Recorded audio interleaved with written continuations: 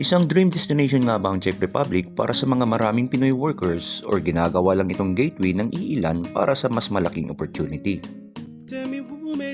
Well, mga kapakero, fact-check tayo. Ayon sa bagong datos ng Czech Republic Ministry, nasa mahigit 12,000 na ang bilang ng manggagawang Pinoy dito.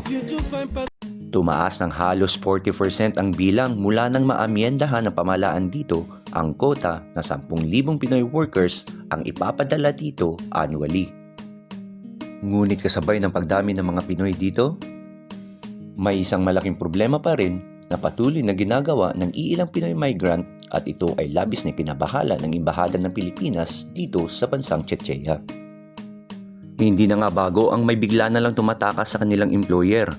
Mga runaway kung tawagin. Mababalitaan mo na lang, nakalipat na sila sa ibang Schengen country. Na mas mataas ang sahod, mas maganda ang benepisyo, at mas malaki ang growth factor para mas mag-excel ka pa sa craft mo.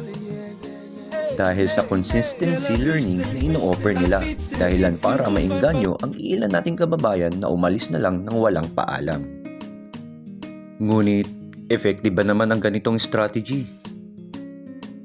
Payo ko lang sa iyo kaibigan, laging i-consider ang importansya ng bawat kahihinatnan ng iyong mga desisyon. Ang ganitong klaseng pamamaraan kasi ay hindi lang sa mga tumatakas magkakaroon ng risk impact, maging sa ibang Pinoy na piniling mananatiling magtrabaho dito sa Czech Republic. Pero kung gusto mo talagang umalis at hanapin sa ibang bansa ng Europa ang swerte ng iyong kapalaran, maaari mo naman itong idaan sa tamang proseso na may magandang dulot na benepisyo para sa iyo. Pero bakit nga ba iniiwasan ng iba ang ganitong proseso? Katunayan kasi, may elongated time of acceptance and approval kasi sa pag-file ng resignation. May kaukulang halaga din na babayaran ang isang employee na nais nitong lumisan sa kanyang employer. Kaya sobrang nakaka-doubt para sa iilan. Pero ito naman ay may malaking pakinabang naman sa isang Pinoy migrant na nais na mapayapa at maayos na paglipat. At panatag kang ligtas sa anumang kaparusahan na batas na inilagak ng ministro sa mga migrante ng Czech Republic kapag ikaw ay nahuli. At may kalayaan ka ring muling makabalik pa sa Czech Republic na walang anumang pangamba.